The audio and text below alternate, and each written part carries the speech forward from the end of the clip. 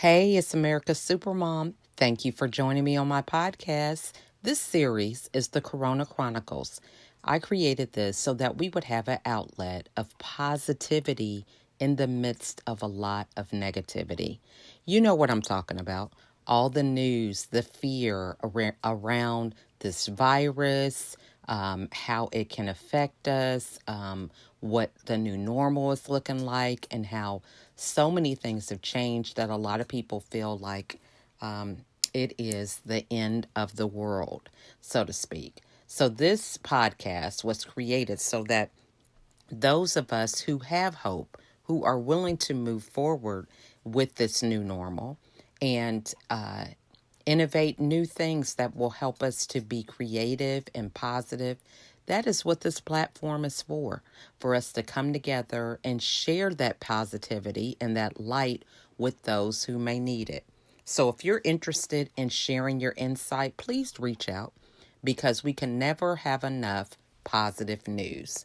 So sit back and enjoy the show. I want to thank you guys for joining me today. I'm really excited about my next guest, Jen. We actually connected through Facebook, I believe, and we haven't actually met in person, but I'm really excited to be able to get into a dialogue about ways that we can manage ourselves being in a positive space in spite of the uncertainties that are going on around us. And so I think this is really relevant right now because in the news you have so many fear tactics, so to speak, to get us off center of some of the things that are really important and the things that really matter. So at this time, I'm going to give Jen the opportunity to introduce herself before we get into the interview. Great. Yeah, thank you so much, Lachelle. I feel like this is just such a wonderful opportunity to get to know you better, have this conversation. I feel like it's a really important conversation to have. So I'm just really excited. So thanks for the invitation. You're welcome. Yeah, so my name is Jen Franks Ahaghotu, and I am an online business owner. I have a company called the Course Creation Guide, and I help women entrepreneurs to scale their businesses by creating online courses. And so that's a little bit about my business. That is so awesome. So definitely seems like it would be a thriving industry for you right about now, as we had a lot of people who were in quarantine, sheltered in place and things of that nature, and having the desire to even transfer a lot of education online virtually through courses and things of that nature. So my first question would be, what are what's some advice that you could give some of the business owners that maybe didn't have a strong presence online, of some things that they can begin doing in their business to kind of make them virtual friendly, so to speak? Sure. Yes. So, I'll say that, so my business is about a year old. And when I first got started, I was really not online very much. My background is as a teacher and an administrator. I did that for 15 years. And so, I've been in classrooms running around with kids and things. And so I really did not have much of an online presence myself until starting this business. And, once I got onto Facebook, I learned a lot about the different strategies to use. And of course, there are lots of different strategies that you can use in terms of your online presence. But what I have found to be the most impactful is to really start from your profile. Everything starts from your profile. That's really just the basis for your entire business when, if you do have that business on Facebook. So I think that it really just starts with really leveraging your profile and sharing who you are, posting every day, and then finding friends who are the kinds of people that you want to work with in your business and taking it from there. So, really just the simple basic strategies, I think, are the ones that work best, especially when you are starting out.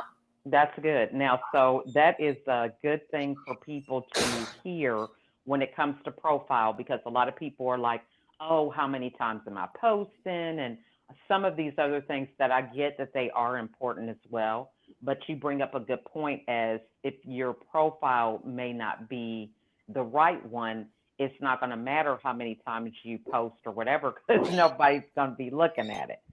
So, what are Mm-hmm. some tips on how to make our profile stand out? Oh, yes.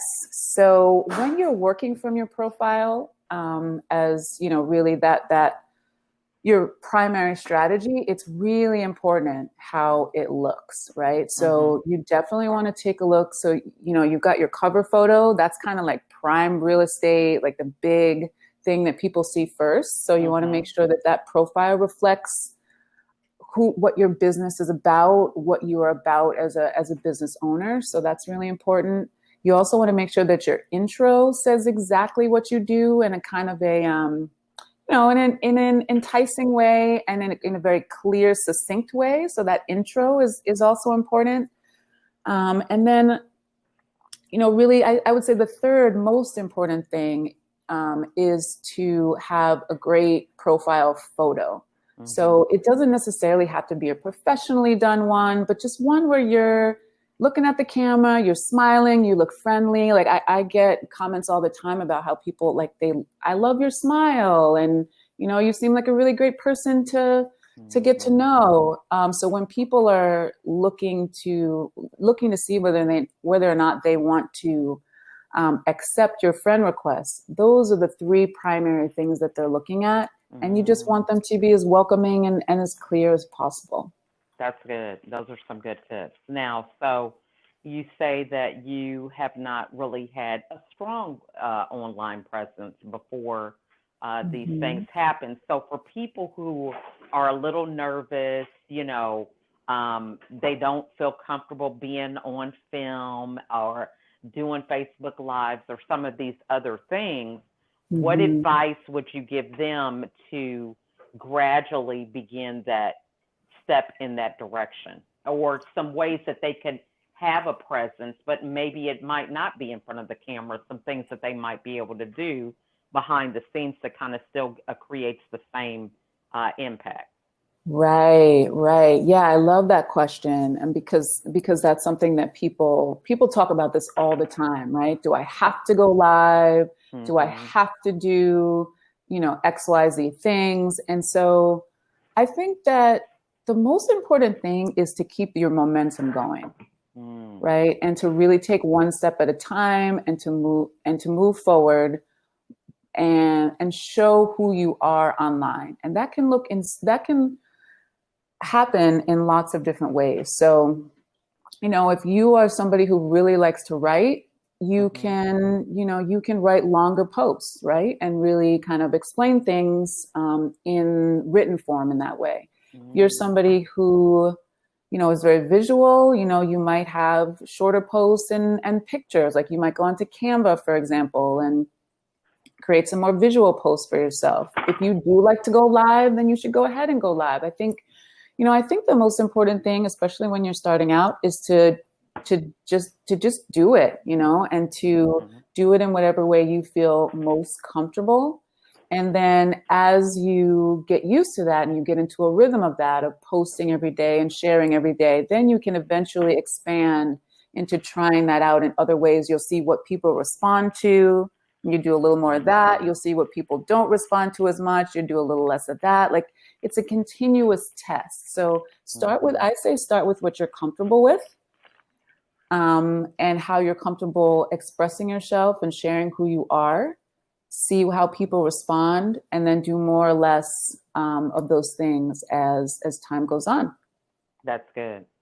Now, so for the courses, this is really a good topic as well, because a lot of people are trying to find ways that they can leverage and monetize a lot of their gifts or strengths during this time. You have a lot of people doing anything from Zoom classes, teaching people how to get on Zoom, to Mm-hmm. how to improve their presence online, their digital platforms and things of that nature. So, one, how did they get into the actual course creation and even being able to determine what is worthy to have an actual course in, if that makes sense?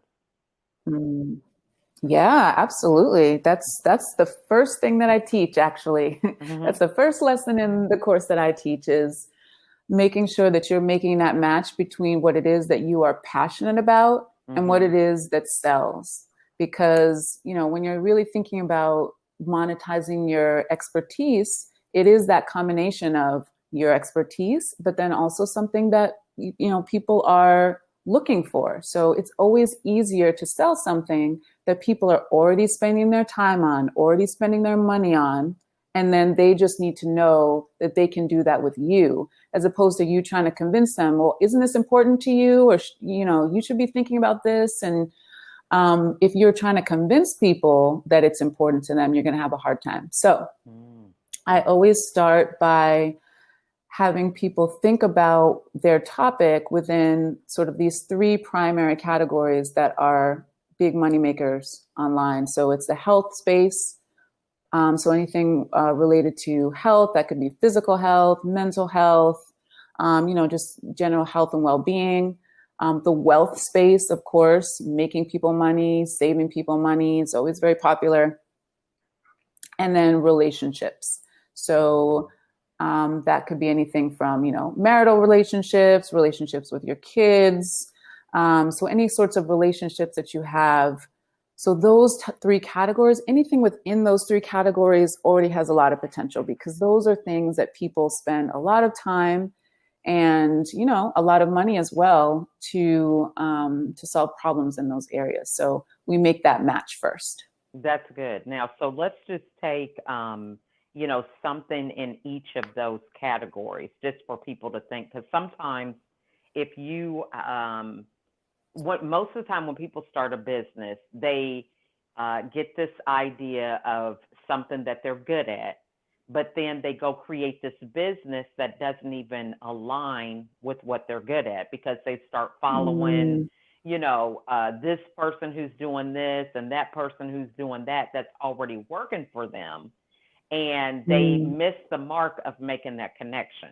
It's like, so give us an example of something, and maybe if you want to ask me a question to kind of get more clarification about how to answer it, but something in each of those different categories that could be a starting point for somebody with creating a course or something that they're monetizing in those areas. Sure, absolutely. Okay, so let me think here. So we've got health, wealth, and relationships. I'll give you some examples from people that I have worked with. So in health, let's see. Okay, so I worked with this woman who helps other women to balance their hormones.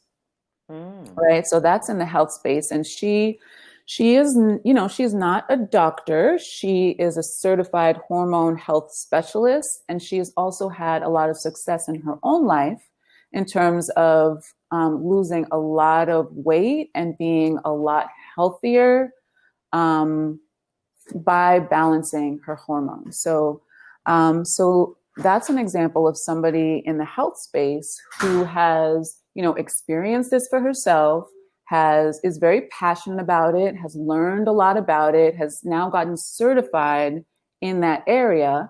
And so she helps other women to do the same thing, right? And so I always love those kinds of stories, because it's founded in who that person really is and what they're passionate about, something they've achieved themselves, and then also taken time to study and learn more about, and now are bringing other people along and helping other people in that area. So yeah, I hear you about, we can get really distracted by what other people are doing and then just try to copy exactly what it is that other people have done.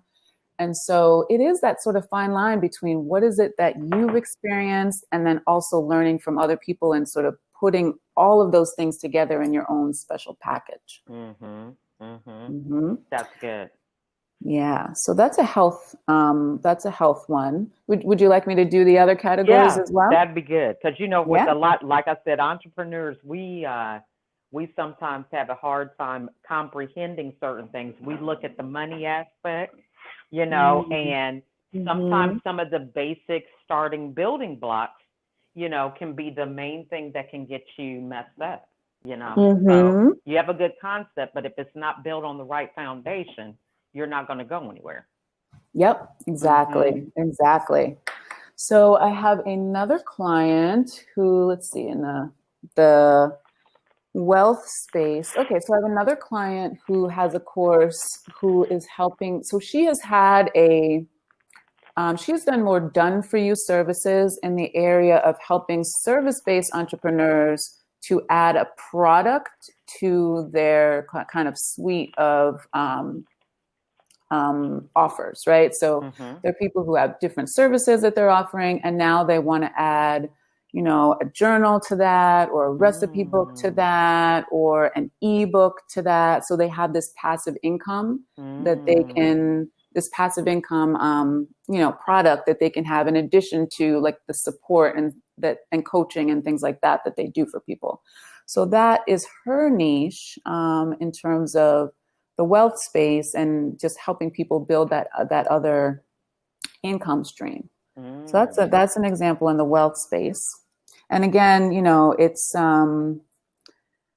really a mix of the experiences that she's had in her own business, and then so because what she does service-based work, and she has her own products, and again, she's helping people to do the same thing um, with their businesses, and she has a course on how to do that.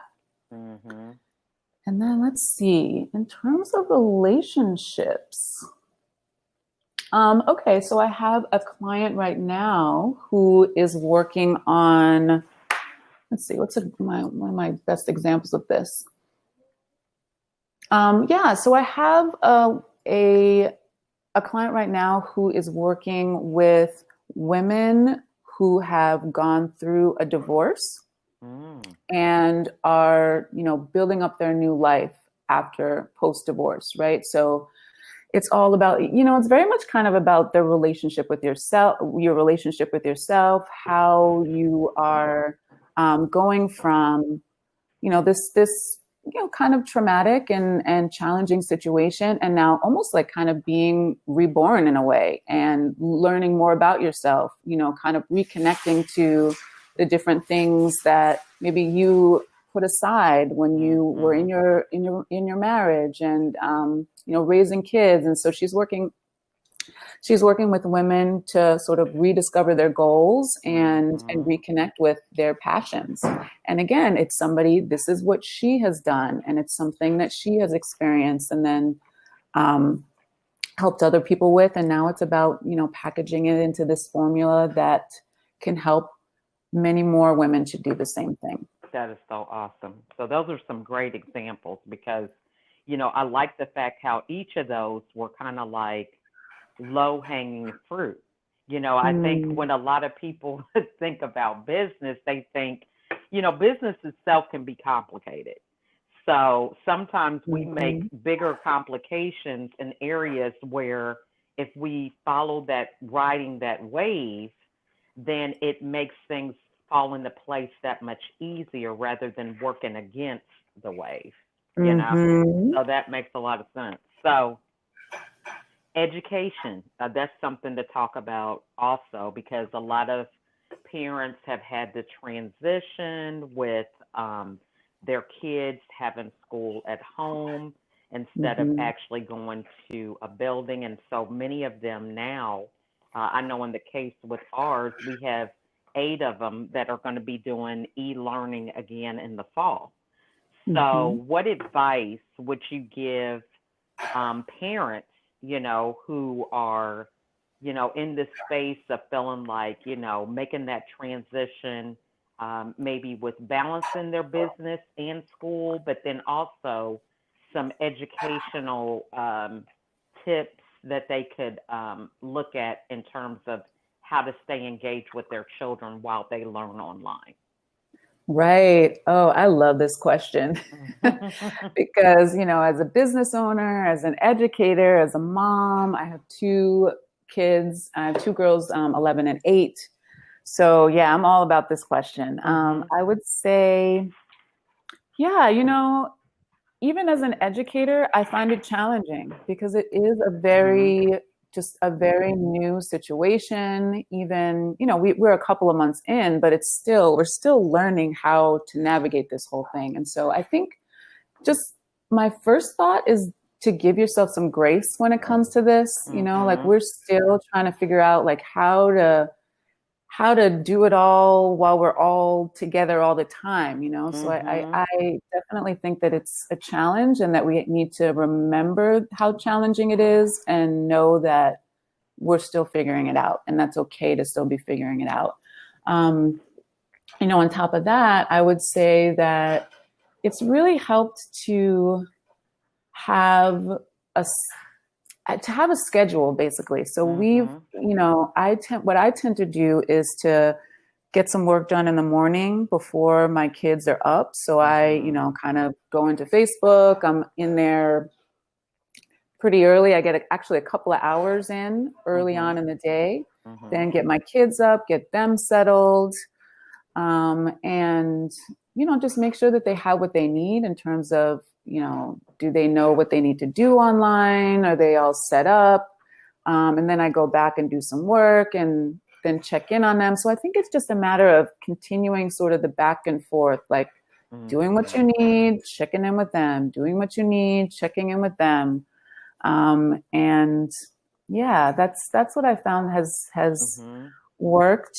And I think, in addition to whatever it is that they're getting at school, if we go ahead and we get out of the house, go for a walk, I take them to our neighbor's pool.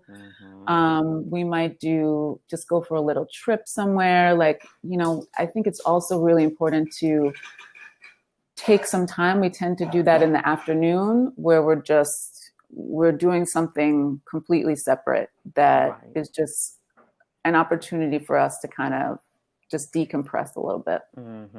So true. Yeah. Now, so you're fortunate because you have, kids that are, they have a sibling, so for people who don't have siblings at home, and one of the concerns are, they're going to lose the socialization or, we're doing these courses online. So, our kids aren't going to have that time to interact and, build these type of relationships that are important. So what advice would you give them about, different things that they can kind of implement in their daily routine that could help with that area? Sure. So I know that there's some kids who have these virtual play dates, for example, and those are really nice. So, it's not the same as the kids being together in the room and just kind of playing around and all that good stuff, but they can see each other. They can, chat with each other. So that's something that I think that has helped. My kids have definitely gone to a few like virtual birthday parties kind of thing. And, I think that trying to have some of that interaction online works. There are also a lot of workshops that a lot of people are bringing their expertise online, like we said. So, there are different workshops online. And like, I have a couple of entrepreneur friends actually who are, an artist who is offering online painting classes. And so there's a lot of that out there as well. I signed my kids up for an online 1-to-1 Spanish class that they really enjoyed. So yeah, there are different ways to interact with people. It is different.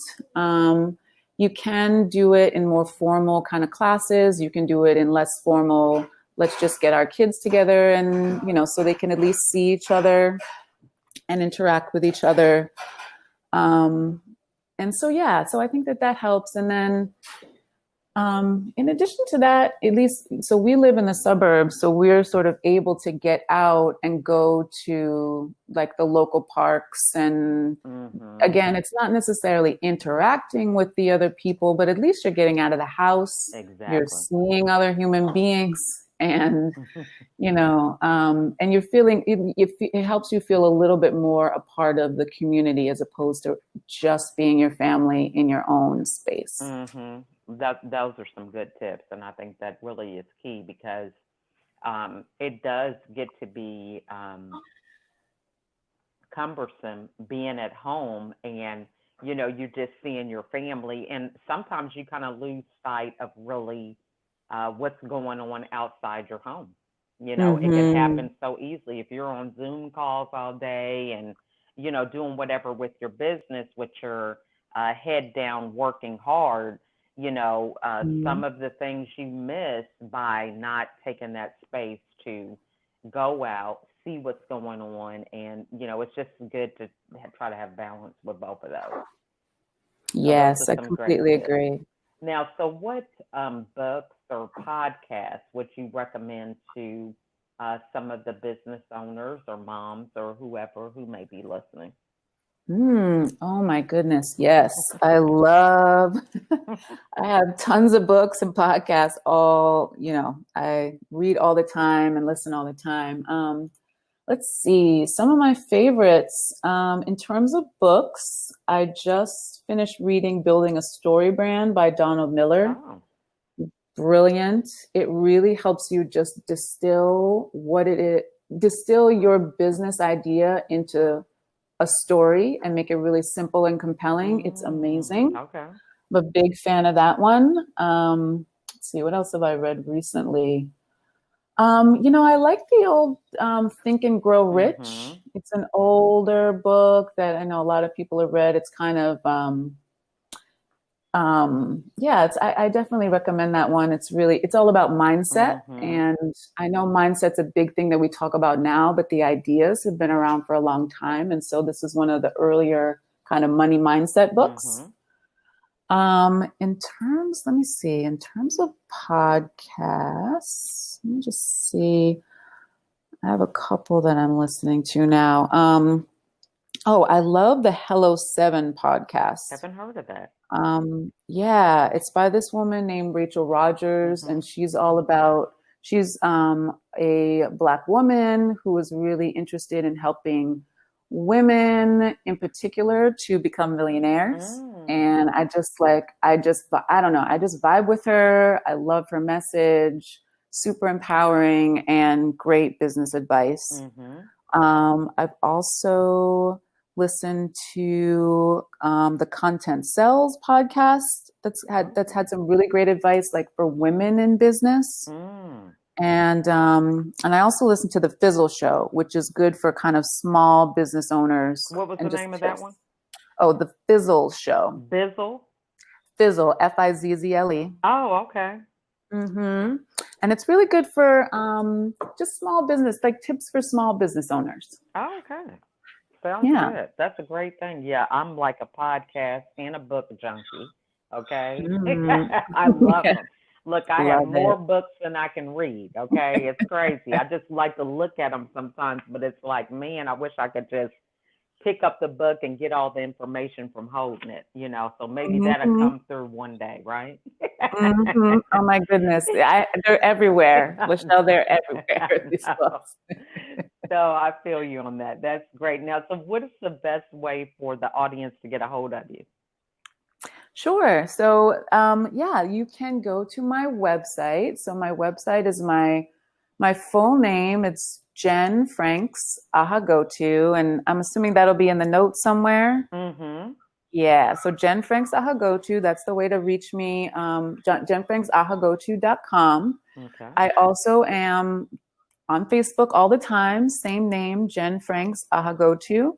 So you can go to my page on Facebook. You can also, reach out to me over Messenger. Like I said, my profile is the primary way that I'm conducting my business. So you can find me there as well. Awesome. And then what final words would you like to share with the audience? Oh, wow. Final words. Um, I think that I think that it's just, trust yourself. Mm-hmm. Trust yourself. And if you are sitting there and you're thinking, well, I'm not sure if I can do this business, or I'm not sure if I can take on this project, but you know in your heart that you really want it, that you can really help people, that Mm. it's calling out to you, you need to trust that. Even if there are people who are saying, well, is this really going to work? Or um, I don't know if this is going to make you money, or, Mm-hmm. there are always kind of the naysayers out there. And sometimes we're our own naysayers, and we are Mm-hmm. telling ourselves, well, who are you to do whatever it is? But you Mm-hmm. know what? I really believe you've got to trust yourself, give it a try, give it a shot. And you can never go wrong by following your calling. I love that. That's some great, great wisdom, because that's the starting point for a lot of impactful organizations, positions, and things of that nature by just following your own intuition. So great Yes. advice. Well, Oh, thank thank you you. so much, Jen, for spending some time with us. Your wisdom is great. I mean, I have pages of notes, and I love that because, we can learn from everybody, and just sometimes having a conversation gives us an even deeper perspective that just can help us improve in our own life. So I appreciate your nuggets of wisdom. Oh, So, thank you. Yeah, I really appreciate the invitation. Like I said, it's been a pleasure. I love the questions, and hope that, yeah, that this helps somebody. well, thank you so much, and looking forward to us collaborating again in the future. Sounds great. All right. You have a great day, okay? You too. Bye. Bye. Thank you for joining me on this episode. I really enjoy providing content that inspires and challenges us to be a better version of ourselves. If you are interested in being a guest on the show, please email me at info@lachelleatkins.com. You can also reach out to me on Facebook, LinkedIn, Instagram, Pinterest, or my YouTube channel.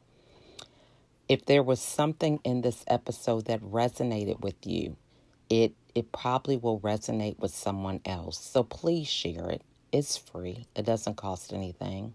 But those aha moments, those moments of really getting something and changing your perspective are very, very pivotal in having people um, change the trajectory of their lives. And so being able to share insightful information so that other people can grow is the easiest thing that we can do as we pay it forward. So again, I want to thank you all for listening. And if you have time, write out a review. Go to iTunes, Anchor, wherever you can find this podcast on any of those platforms, and write a review about what impact this episode had on you, what you learned, or whatever. Any feedback is great because it just helps me to understand what content is really beneficial for those that are listening.